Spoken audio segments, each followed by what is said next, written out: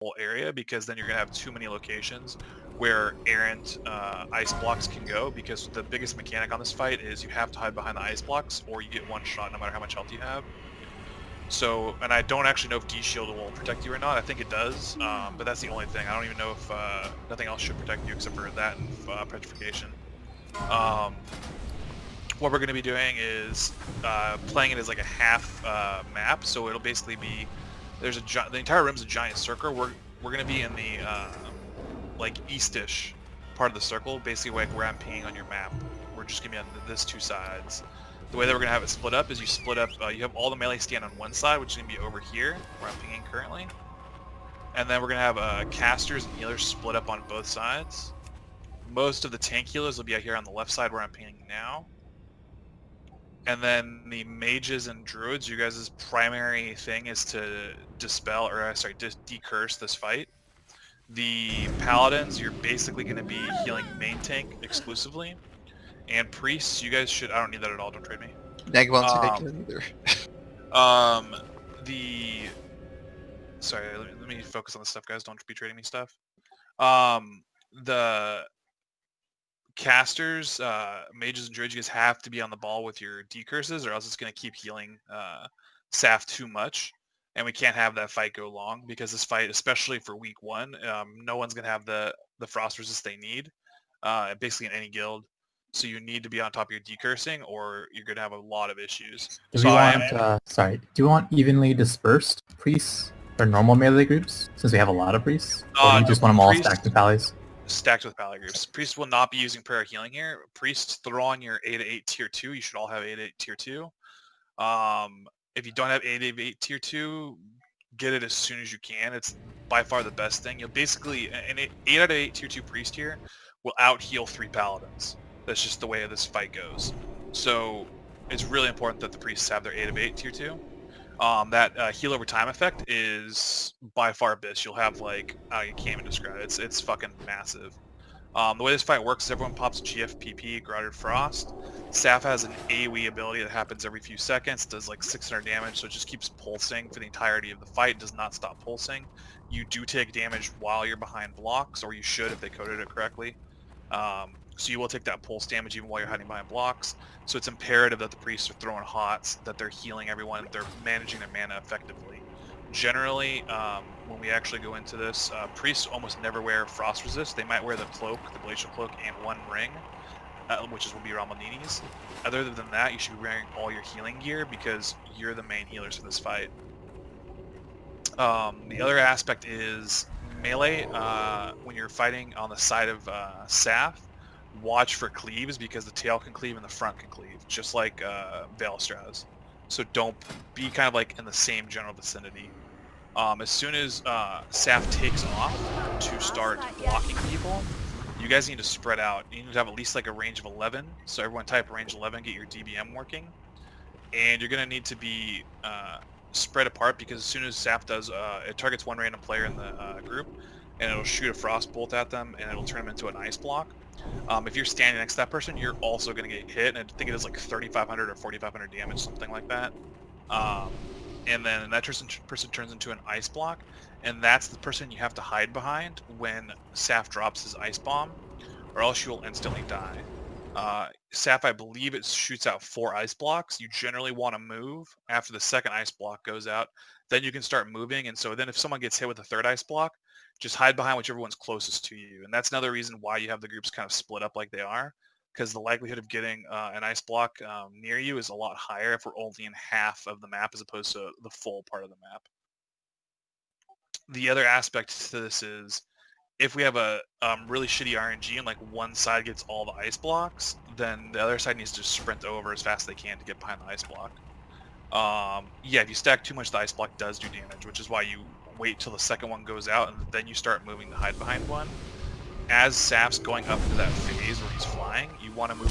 You want everyone to come down to like basically where we're at right now, kind of move towards this exit area, and you want to be in a loose stack, like in the front part here, so that way everyone's within reach. So if like say the left side gets all 4 of the blocks, the right side can still make it over there because we're all coming back down to here. It's kind of like, just think of it like as Cthulhu, you head back to the stairs area. That's what we're trying to do. We're trying to head back towards the stairs area when Sapph flies up and after 2 blocks go out. So Sapph starts flying up. You want to maintain your 11 yards, move towards this area as a group, and then 2 blocks go out. Then you start hiding, and then hopefully the other 2 blocks go out and everyone gets hidden. If you don't get hidden, you're going to die immediately. Nothing can save you. Only paladins are the only ones that can live through that. Other than that, it's pretty much a spanking tank. If the tank does die, it's likely a wipe. I want Ashbringer to be using no salvation because I want you to actually be second on threat behind Nig.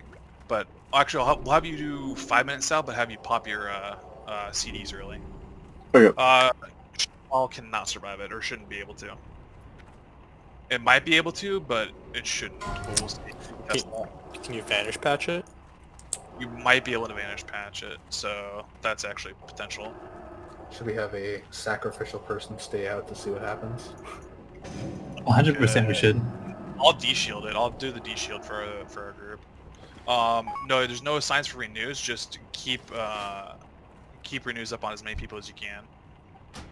You should be able to see renews ticking on other people. Just don't override a renew. Let me check. So I'm gonna move a couple mages.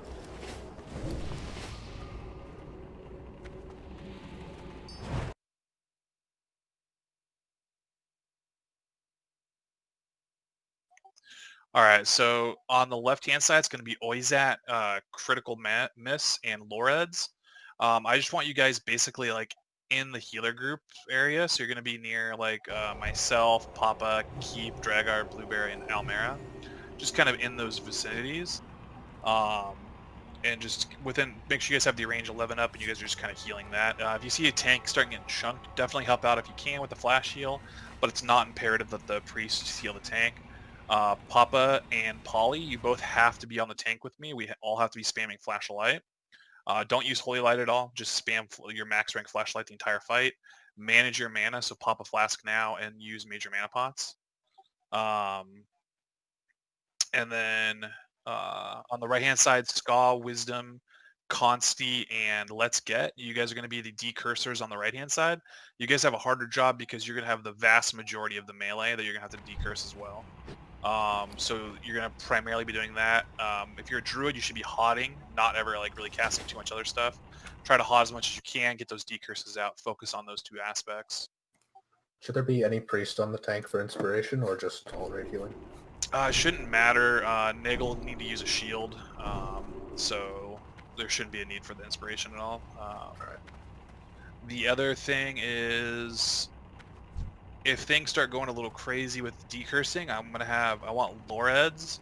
I want you to be ready to swap sides to go over to the right side to help them on the melee. So just be in an area where you're still DPSing the boss, you can reach the healers, and that you can just like blink across and get over to the right side to help them out if need be. Sure. There's no thread drop when he flies, right? It should just maintain the same threat? It maintains the same threat, yes. Okay. You get salvation out, even though it's... so other paladin buffs look good. All the other buffs are out. So does anyone have any questions at all? Type out in raid chat, please.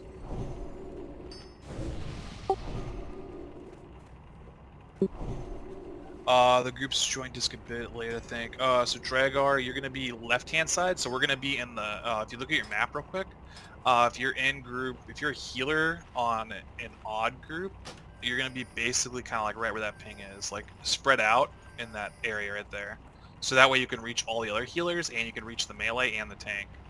So we're all in a good spot. Paladins generally be closer to the wall, so paladins be near this ping over here. We kind of want to be in a triangular area. The other thing that Sapph does is there is a blizzard.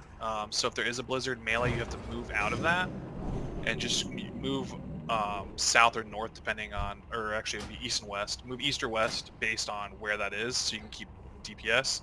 If it's a really shitty line of blizzards, like the entire side is covered, just swap sides. And then if you guys do swap sides, Ska also swap sides with the melee, so you can keep decursing them. So that's the only issue where where Sapp's gonna have a thing, because what Sapph does is he drops a blizzard, then after like 3 seconds he drops another blizzard, and so there can be multiple blizzards at the same time, like 3 or 4 can be up at the same time. so you just have to be aware that you're not standing that at all. And as a melee, you want to be popping your Greater Frost. As soon as you lose your first Greater Frost, pop a second Greater Frost. It's really imperative you guys reduce the amount of damage you're taking for the healers on this fight.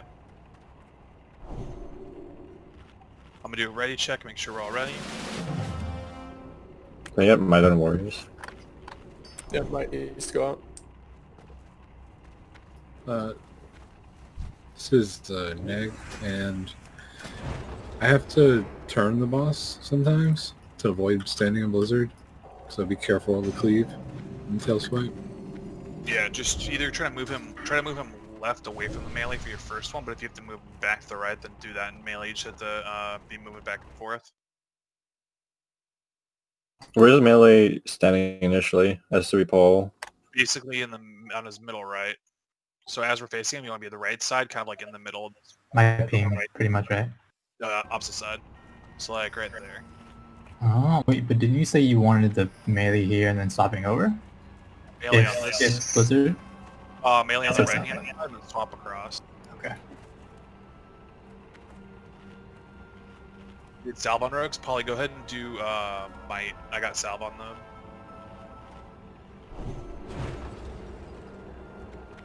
Warriors, if you have your flash sets. Yeah, we have values, so we have salve, might, and Srian. There's like an RP, right? But are we in, when do we go into combat? Yes. He just our- like constructs himself. Exactly. Yeah, you'll How see it. quick is it though? He's asking me. I Pretty think. slow. Like 10 seconds maybe. Okay. I'll play it safe. Evan's Alright. gonna get stuck in his blocks at 100%. Alright, so it's on Nig. Go ahead and start it up.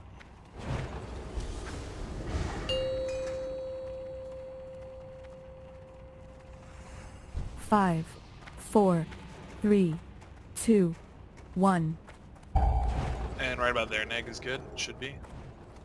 Remember, guys, range 11. Try to stay away from each other unless you're You wanted melee, to- stack, You want to face the entrance? it's facing the way you're taking right now. We want to be in the southern Okay. half. Never go past the midpoint, guys.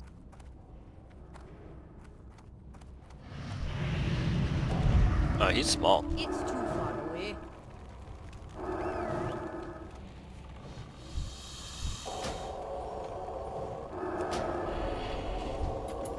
We're Need going fast. decurses out, please. Left side decurses are slow. I need you guys to be on top of that. Mages, I see someone casting frost bolts. Always it. I need you decursing.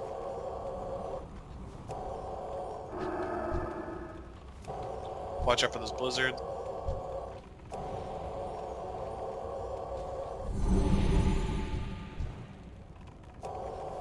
Airface. Alright, spread out, guys. Be towards the stairs back here where we started at. Don't stack. Keep heals out. One block. 2 blocks, start finding a spot. 3 blocks, find a spot, hide.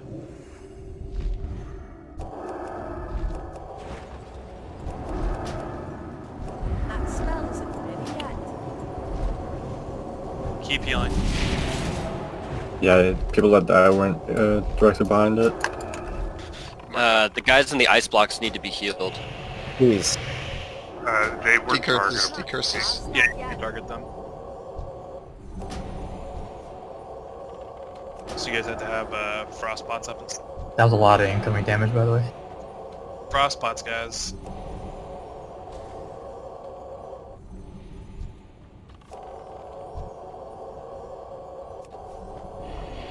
Decurses.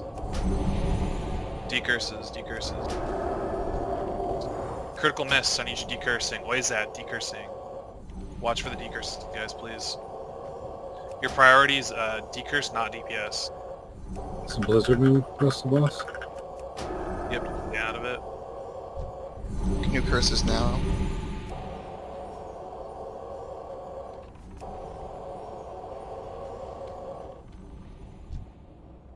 Airface. Alright, spread out, watch for those blocks again. Should be able to pop another frost pot in a couple seconds. It's one nice walkout. It's two. Block. Hiding. That's still recharging.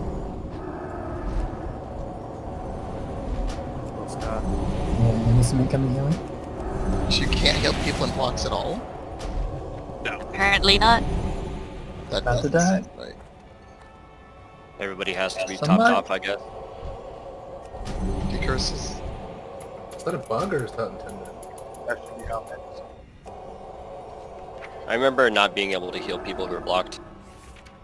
So then do they just die? No. Have your frost pots and using them effectively and be topped off. That's why the hots matter so much from druids and priests, because the hots will heal you still. Decurse left side. I can't cast that yet. I'm right next to you, critical miss decurse when you stop casting.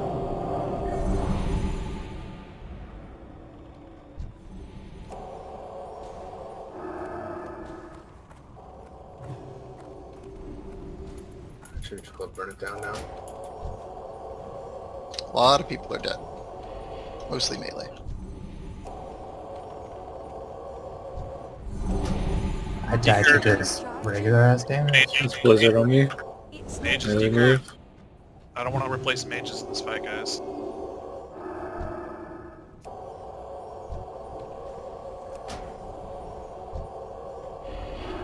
Decurse mages.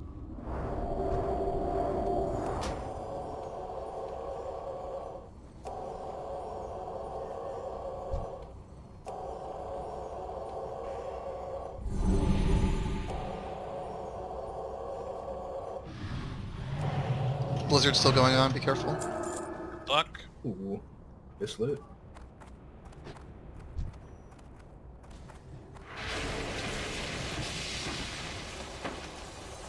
Nice warrior trinket. Oh yeah, I want to test that shit. Actually though. Yeah, whoever wins it, if you want to, if you're not going to test it, let Eben test it, and then he'll trade it to you, and then he can let you know the information. We're supposed to be every second? I thought it was 2 seconds.